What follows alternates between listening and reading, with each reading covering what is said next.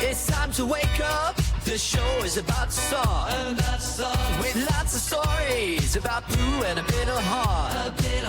When it comes to Joanne, no, you won't find no faults. But if you mess with the bull, you might get the shorts. It's time for morning. It's morning with Bill and Joe. It's time for morning. It's gonna be a heck of a show. It's Bill. It's Joe. It's Bill and Joe. It's time for morning. It's gonna be a heck of a show. Hello and welcome to Mornin with Bill and Joe. I'm Joe. I'm Patriot Bill. Happy Memorial Day, Joe. Yes, this will be airing the day after. Oh, Bill, how was your Memorial Day? I know you love this holiday. You love good weather, being surrounded by people, starting their summer vacations. That's all you need to know about me. I likes good people, I likes good times, and I likes it when everyone's happy. Yeah. That's me in a nutshell. Why are you laughing? No, because I'm the exact same way. I know. Yeah. Kindred spirits. Oh, twinsies. Well, again, cat out of the bag, people. We're actually doing this on a Saturday. Do you have any plans? And by the way, I would cancel them, as the weather is just going to be horrible for...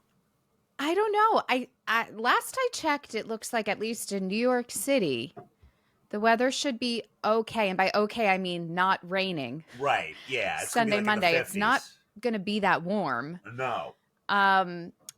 Yeah, what I love about holiday weekends like this is people leaving the city because it's a great time to be in the city. Yes. So I do have plans this weekend, but it's just to spend time with friends in New York. I have a birthday dinner coming up this weekend, meeting some friends I haven't seen for a while for brunch, and then a backyard barbecue. My friend has outdoor space. So really just sort of simple and chill hangouts.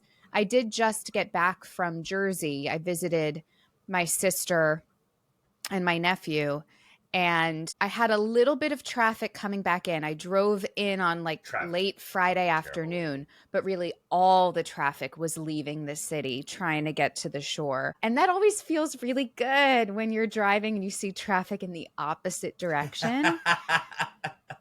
Yeah, I agree. And it's just inevitable. It happens every year, and yet people continue to do it.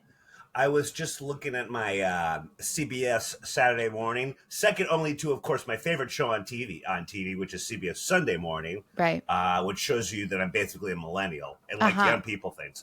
But they were saying that these is broken a 20-year record for the most traveling on a Memorial Day weekend, and I'm just like, we are getting dumber. Like the fact that anyone would want to travel across the country, halfway across the country, even to another state during this day when you know it's going to be awful. We are really just a stupid country. And I'm happy that they're all miserable. I think it says something, though. Maybe edit that out. That's very bad tidings for this. Yeah. It says something about the human condition in that we will suffer pains, complain about them, and yet there's something in our brain chemistry that I guess makes us forget or reason away how awful something was. Two other examples, like traffic, giving birth and running a marathon. People will have more than one child, even when in their first pregnancy and delivery, it's fucking awful. But they do it again. And I guess you could argue it there, like, well, you get this human out of it. It's maybe a day of pain and then, a lifetime of happiness, whatever. Depends on how the child turns out. Tell my mom that. I'm sure she'll agree with that one. Yeah. But, with a marathon, it's like people go through this. It's awful. The training is awful. The experience is awful. It's painful. And I could maybe understand saying you did it, right? You just want to say you did it. But then so many people who have done one marathon sign up for another and then we'll still complain about it again. Like we are just such a complex species that we do this to ourselves. As I've gotten older, I'm having less and less patience for friends that complain about kids. Because again, obviously to your point, you did this, dude. Yeah. No one had a gun to your head. I mean, and not to mention, you had examples of other families that were kind of going through the same thing you're complaining about, but you still chose to do it. So don't complain to me who decided to make the world a better place by not reproducing. Yeah. And I remember, I don't know if being lazy and impatient makes me a genius. I'm kind of thinking it does. And I'll explain why. I remember years ago when my folks still lived in Chicago, I just decided I'm done. I'm not coming home for Thanksgiving anymore because it would be so awful every single time. I mean, there's nothing worse than going from fucking LaGuardia to O'Hare. Nothing worse. And after a while, I'm like, why am I doing this? I am miserable. My stomach usually hurts after the Thanksgiving meal anyway. And I'm miserable going there. I'm miserable going back. Um, it's more stressful than fun seeing all the friends and stuff like that when you go back. And I'm like, this is it. I'm done. No one is putting a gun to my head to go back on Thanksgiving. And I am going to be happy and just sit on my couch, eat cheap food, and watch bad football. And rather than dealing with all of that bullshit. And it was one of the best choices I ever made. Were people upset with me? Maybe. Probably not. They didn't want to see me anyway. Yeah. You know who wouldn't have been upset with you? My mother. Perfect example of this. I knew I liked her. I called her on Mother's Day. We spent Mother's Day with my mother-in-law because my mother doesn't like to celebrate on days because she doesn't like crowds. She doesn't like all of the hoopla. So when I called her, she said, maybe we can pick a day in between Mother's Day and Father's Day to celebrate both parents. Genius. So we did. Like next week, I'm just going to go to Jersey, go to a restaurant. 2 birds, 1 stone. Your mom's a genius. Yeah. What happened to you? Where's your brain? Gosh, that's a really good question. Spent a lot of time searching for it. Yeah, but I got to tell you, man, she's onto something there. Oh, yeah. Thanksmas. How about that? Thanksmas. Combine Thanksgiving, Christmas. Sure. Let's just get it all over with. Sure. I don't know why people do it to themselves. Well, for the people who are going to be kicking off their summer with a beach trip this weekend. Where? I don't know. Yeah. If you were wondering where the nicest beaches are in the U.S., there is a person who ranks them. He is known as Dr. Beach. His name is Dr. Stephen P. Leatherman. Bill, this guy's like taking your job. Leather skin, just hanging out at beaches, making a list of things. You love lists. I like lists. So he apparently does this every year. So this year, the top 10 beaches in the U.S., number 1 and number 5 are Long Island beaches. No. Yes. Number I've 1. Been to these beaches. Number 1 is Cooper's Beach, located on the Southampton shores on the eastern end, ranked best beach in America. It was noted for its white quartz sand and large sand dunes. Best beach in America. Covered by American beach grass, interspersed with extravagant mansions. It's a big and beautiful beach. Now, this guy uses a 50-factor checklist, primarily made with swimming in mind, but also accounts for scenery, sports, and more. The only issue with the number 1 beach is that traffic, which we've discussed, and expensive parking. Well, that ain't the only thing that's going to be expensive in the Hamptons. Oh, certainly. Yeah. A lot of the other beaches are Hawaii. Not surprising. That makes sense. Number 4 is a beach in Naples, Florida. And we also have number 10 is a beach in Cape Cod, Massachusetts. Really? I'm surprised at this New England East Coast stuff. I would not. All right. So maybe is that the thing about the Hamptons? I've never got the Hamptons. Mm-hmm. I've always been a Jersey Shore guy. But I've been there maybe once or twice. Maybe I wasn't in the best poshest areas. But like, I just never got it. I never got what the big thing is. But maybe it's just the beaches. Like, I've gone to the wrong beaches, I guess. I don't know. Yeah. I think there's 2 types of Hampton experiences. There's the one where you live there like year round. It's relaxed and, beach is just a part of your way of life. Then I think there are people who go there for holidays, for the season, and it's a see and be seen type vibe. You go to the restaurants where it's hard to get in. Yes. You rent the extravagant home. You go to house parties and that kind of stuff. You bump it. Here's my picture of perfect Hamptons weekend. You bump into Alec Baldwin. I think if you bump into Alec Baldwin, you're like, I have been to the Hamptons. Yeah, and then never go back. I don't even know if he lives there. I just assume he does. I think he did have a Hamptons home. Yeah. I don't know if they sold it. Maybe. I feel like I read a headline like that. He's Maybe got not. 20 kids. How could he afford it? But I have gone to some Hamptons beaches. My sister-in-law has a house in the Hamptons that I will go to occasionally. Nice. And the issue is there's nothing there. Like, it's literally just nature. And if I am ranking a beach, I want public bathrooms. I want a little snack shack. I want, restaurants nearby.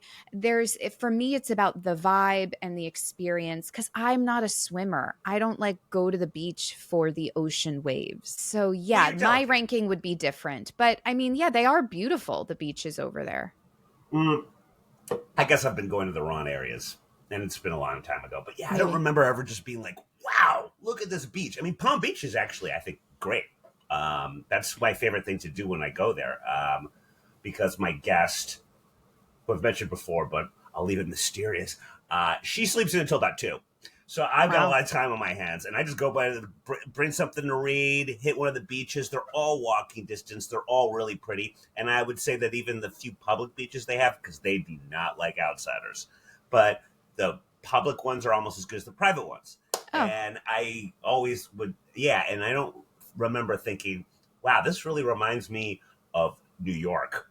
That never occurred to me at any point of my many New Years there, but I stand corrected. I mean, the Jersey Shore beaches are good. I don't know. Well, something to consider about beach ranking is the cleanliness of the water. Apparently, sorry, Jersey Shore. A neighboring beach from Cooper's Beach, the number 1 spot, is a diarrhea-prone bacteria hotspot.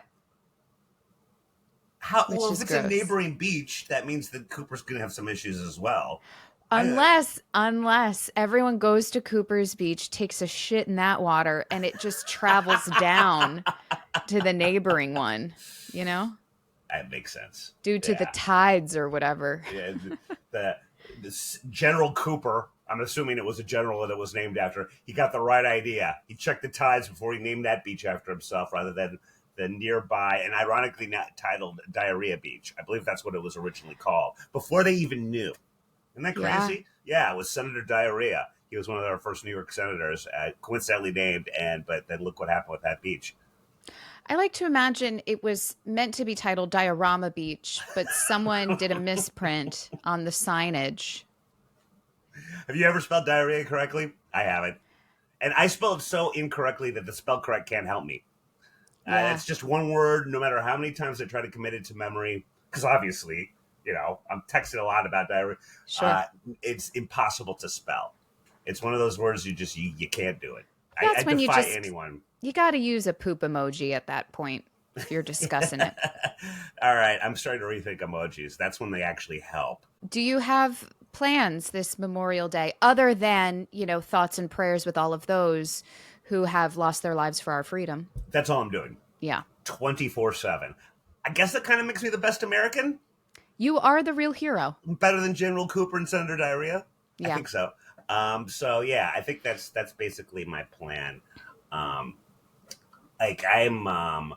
hesitant to mention much about it because I just worry and kind of know that it's going to be a colossal failure, but I'm trying to team up with my dad to start my own walking tour company.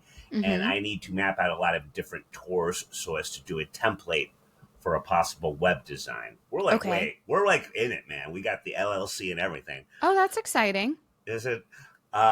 It's just, I don't know. But, so I think to your point, the fact that New York is so empty right now ish, I will be trying to do a little bit of that, I think. And that's good for me because I'm not amongst others, and I can research dumb, dorky things. Yeah. You know So what I highly recommend? Maybe on the sunniest I'm day. seriously, I could use some ideas. Well, you've done a tour in that area, but South Street Seaport, they have completely redone.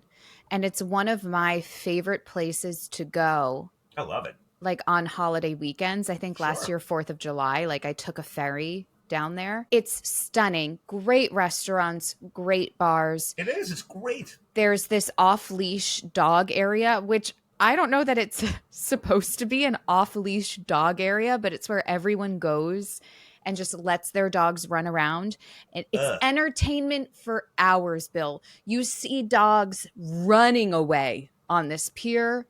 Owners like, where's my dog? Meanwhile, I know the whole time I've been watching your dog and I'm just waiting for you to get so desperate for me to be like, oh, he went over to that restaurant. That amazes me that you would like that. But I guess if you have no responsibility with the dog, you would like that. Yeah. It's just chaos. Yeah. Yeah. It's just you watch people get really scared. It's kind of funny. Where is this? I'm liking this. Yeah, so it's right like just a few blocks north of where the ferry lets off at South Street Seaport. Sure. But there is still a ton of history there, and you can talk about sort of what is still there, what isn't, what's changed, all of that stuff. You're totally right. South Street, I mean, really all I've ever done is a historical bar crawl interspersed with fun facts between one bar to the next. But there's to your point, a million ways to go, and that our oldest area of Manhattan.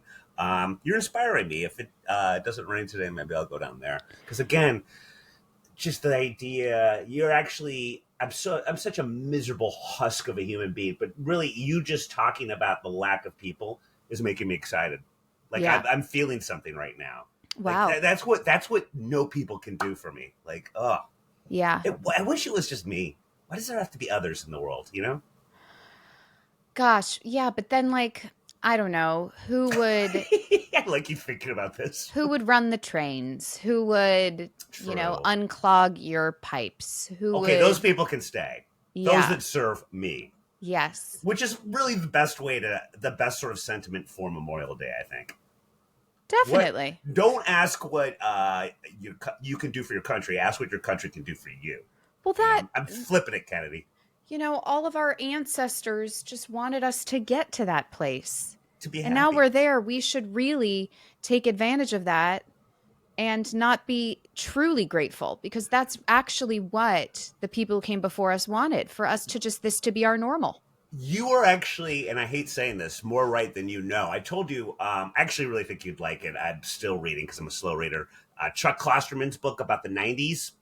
And Right. he talks about how Generation X is one of the only generations that sort of embrace their stereotypes about sort of like being apathetic and a bit slackery and all that stuff. And every other generation, millennials included, sort of fight all of the stereotypes that are thrust upon them. Mm-hmm. But he also talked about the fact that he's like, how millennials really got crap for, maybe how good they had it and they didn't realize or anything like that. He's like, that is not only every generation, but that's progress. If another generation isn't more lazy and more apathetic and has a worse work ethic, then something is wrong. Because progress is each generation being a little more of that. Who knows where that goes? But that's actually a good thing. And like, there's still to this, I'm actually pretty good. I like making fun of millennials in like a cursory way, or just to offend people like you. But I don't have anything against millennials. They're fine. They're great.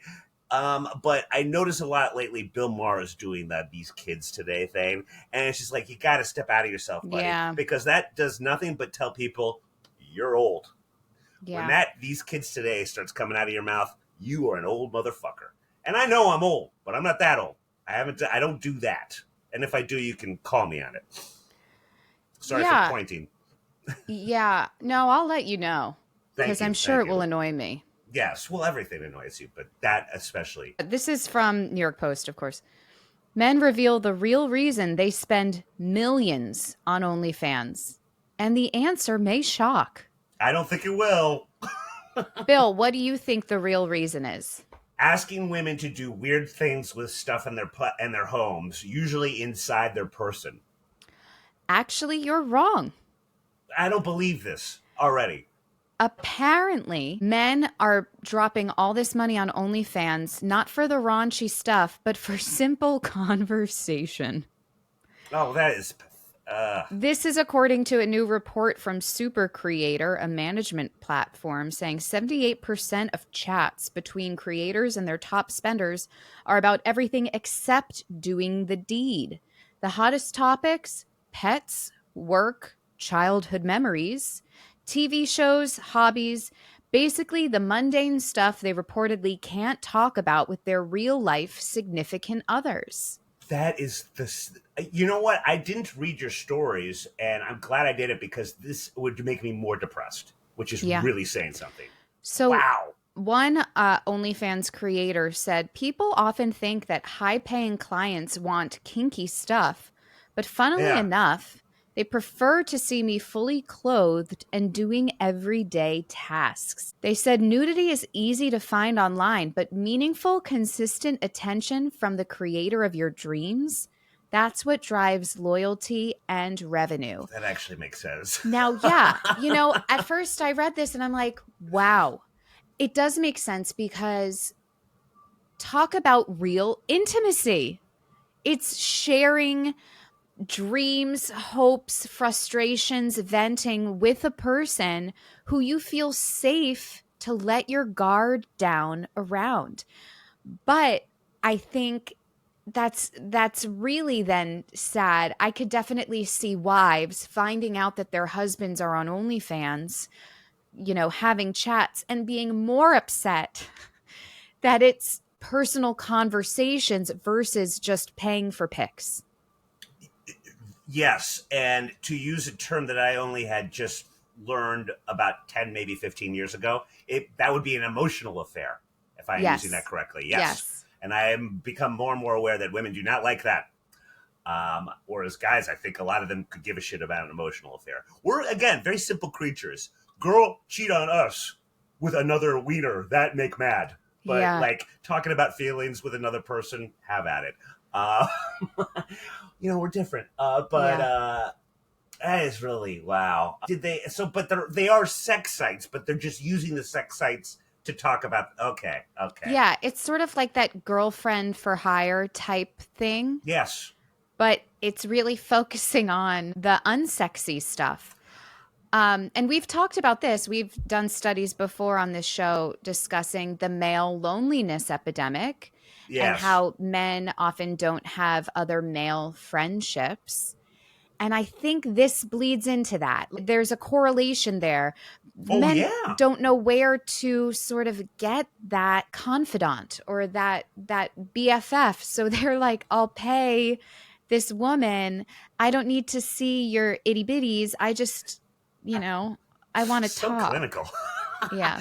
I wonder if that's a marriage thing too.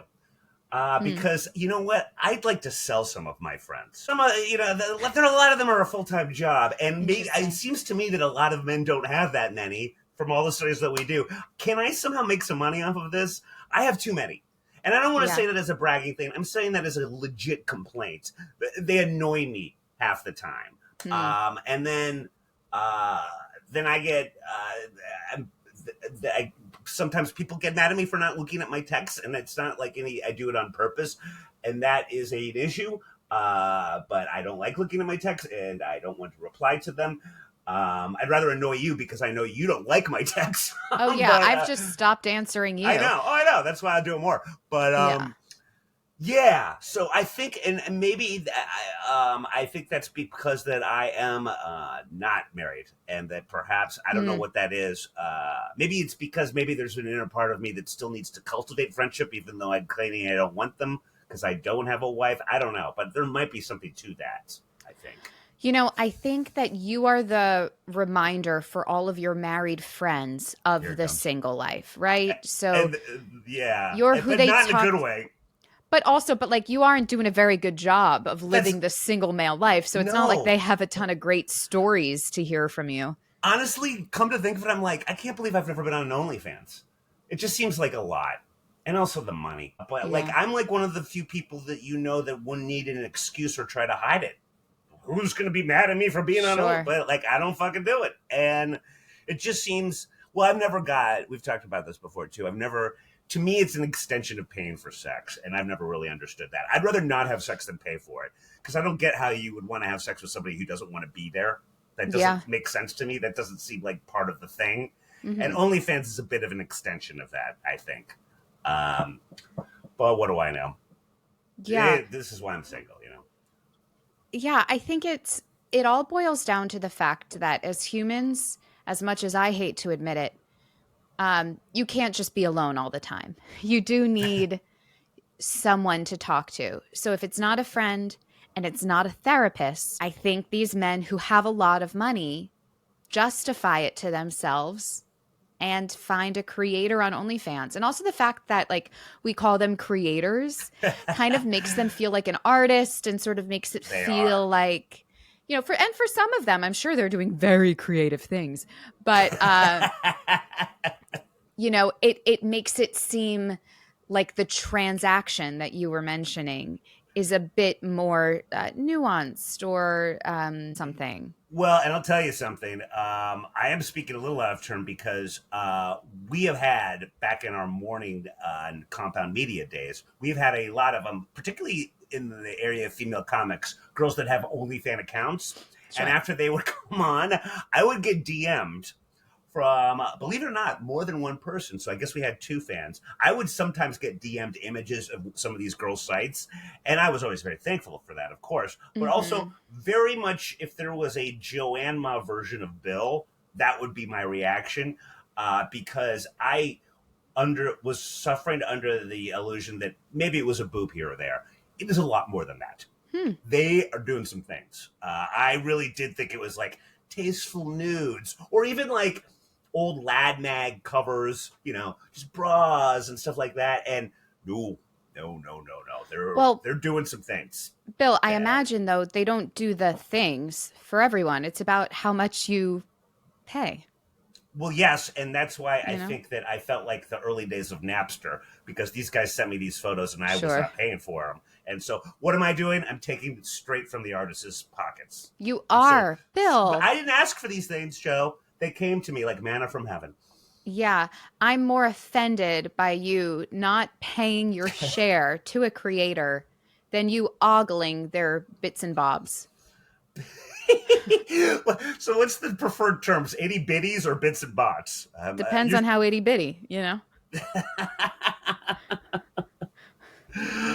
That's a very sad but interesting study, Joe. And I won't call it a duddy because I didn't see it coming. That is not, it doesn't have a result that I thought. I do wonder, do you think that there's more action on the OnlyFans site during a holiday weekend or not? I would say yes, because I think a lot of it has to do with guys getting away with something. So they're in a crowded home. They're probably not having sex. And they could get caught. And I think that's very bad if there's kids in the house, and I condemn it.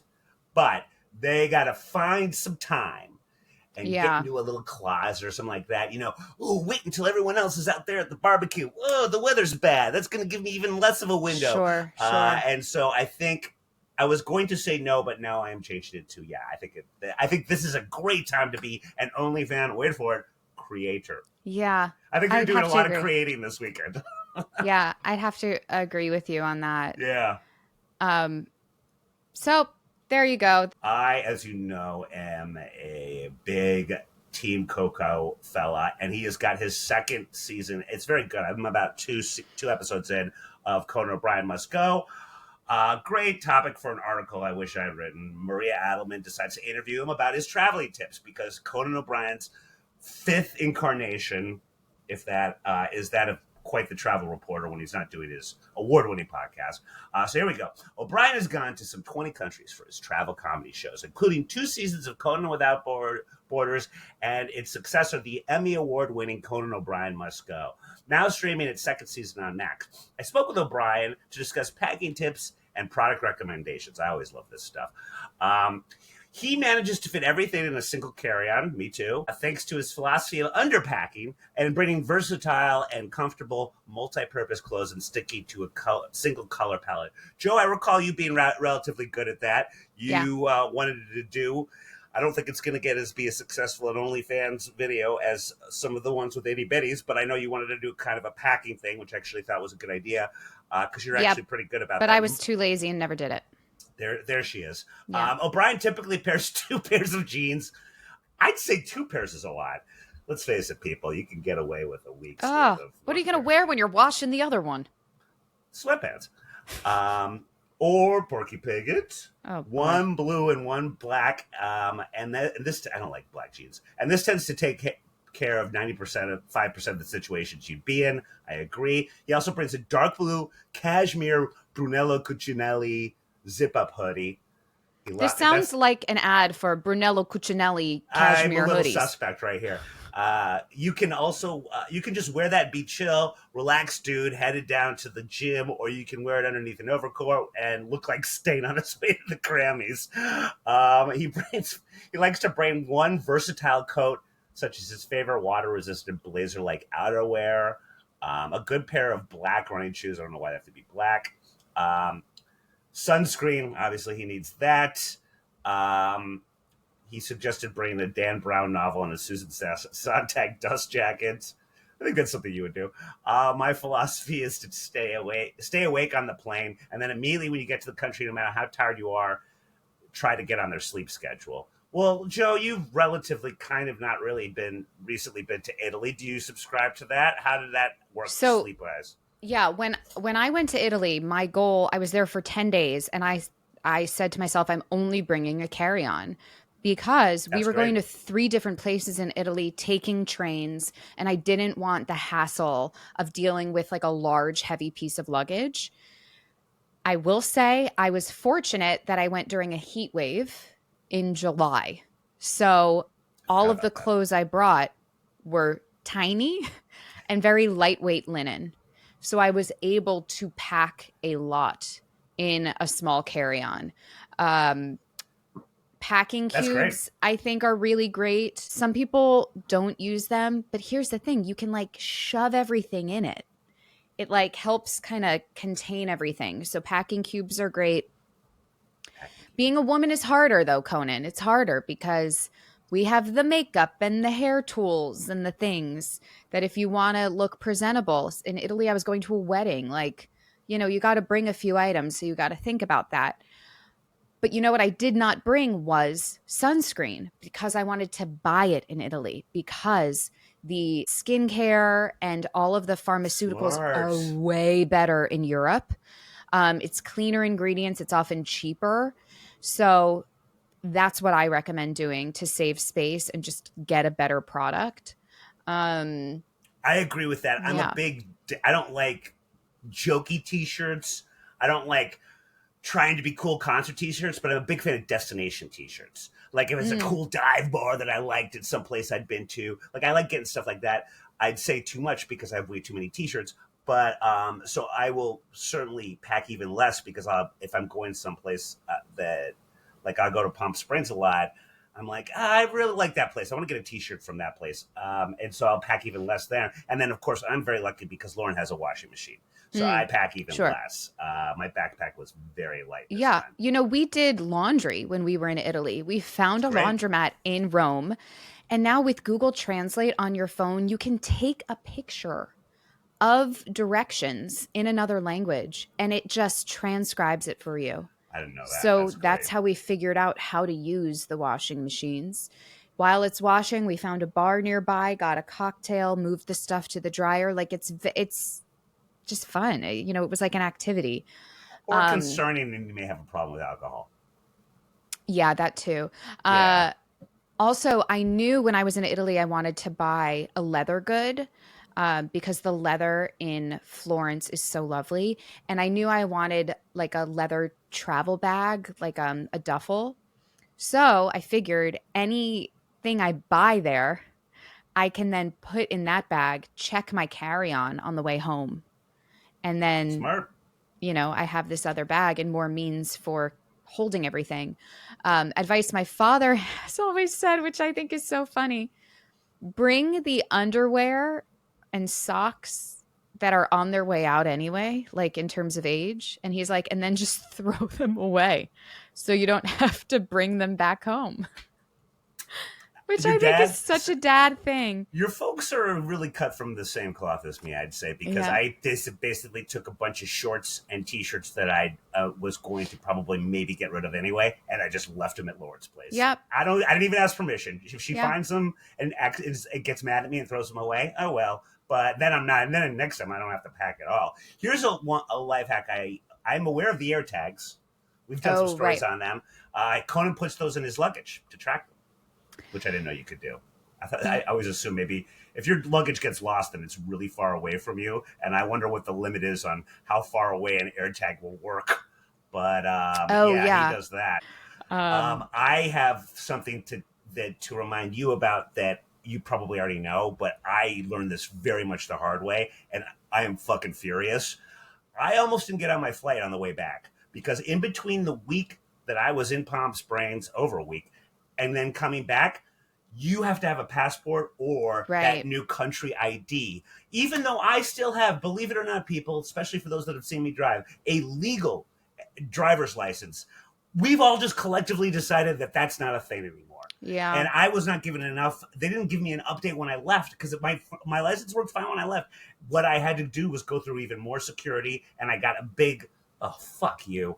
I actually have it. I should have showed it to you. It's this big note that says, you do not have a good ID. This is a warning or something like that. Next time. And I was still able to get in, but it was a process. And if I was late, I would not have made my flight. And that just, they didn't warn us enough, or maybe they did and I didn't pay attention. Yeah. But also, you fucking kidding me? How did we decide driver's licenses aren't a thing anymore? Yeah, that was a whole episode of John Mulaney's show. He talks about this Real ID. Yeah, I think you might get a kick out of it. It's kind of funny. I am he on it. goes to the DMV and is chatting with people. I got Good for him. I got the enhanced ID, which is, I guess, more money than the Real ID. Sure, of course. But I got it when I changed my name. I needed to get a new everything. And when I was there at the DMV, they were like, listen, you're going to need this version. So if we even upgrade you one more to the enhanced, it's like $30 more. You won't have to come back for a new license for 8 to 10 years or something. Smart. But what a racket. I don't want to get too maudlin here, but whatever horrific amount of security we've been doing since 9/11 has worked. We haven't had that many issues. And so I would love to think that on their best day, they're thinking they're staying ahead of the game security-wise. But the realist in me is saying, this is a great way to make a buck. Yeah. You fucking pricks.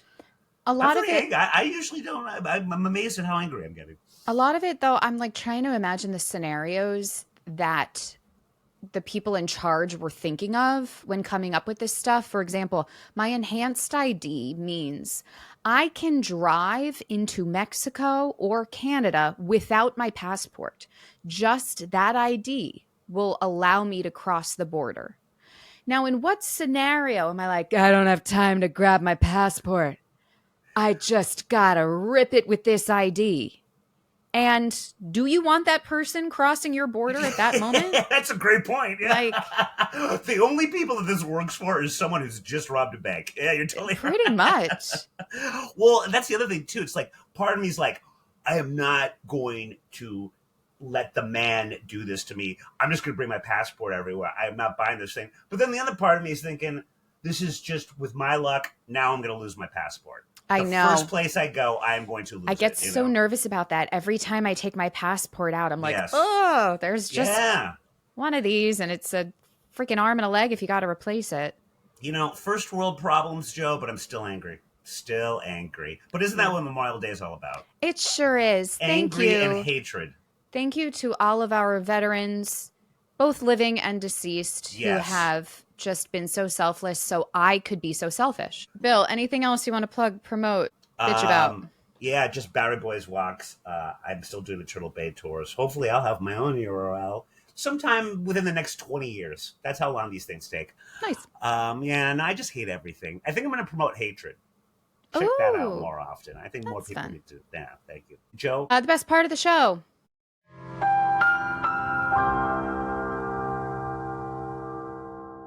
I have started watching a new show. I've been watching The Marvelous Mrs. Maisel. Can't believe I never watched it before. The music is incredible. It is such a time capsule. The costumes, it's just a really beautiful show to watch. So I don't know, if you're looking for something easy and entertaining, I recommend. That reminds me of one of my shockingly thing I was most proud of in making a Joe observation when you were showing your Italy pics, and just off the cuff, I'm like, did you just watch The Talented Mr. Ripley and copy Al Gwyneth's closer? You go, Yes. Yes. Yes. Weirdly, that was my favorite moment of Morning. Yes. Listen, those are the creators that I would give money to. That's your OnlyFans. For my own inspiration. Old period movies about Italy and murder. That is Joe's OnlyFans. So good. Bellissimo. All right, everyone. I hope you had a happy and safe Memorial Day weekend. I don't. Yeah, Bill. You know what? Why am I even saying that? I don't give a shit how your weekend was. Thank you. But we will see you next week. Thanks for watching. Bye. I'm sure glad that's over. That's all for this episode of Mornin' with Bill and Joanne. I wasn't even listening. I was listening to podcasts. Shut up, Bill. Subscribe to the show on Apple, Spotify, or anywhere you get podcasts. Yeah, I wasn't listening either. Very nice, Joanne. Touché. For videos of this and other episodes, go to @MorninBillAndJoe on YouTube. Bill, put the sword down. Run, Joanne, run! Like, subscribe, and turn on notifications. We would do it for you. Okay, that's a lie. I never liked your show. Sorry, wasn't listening. See ya.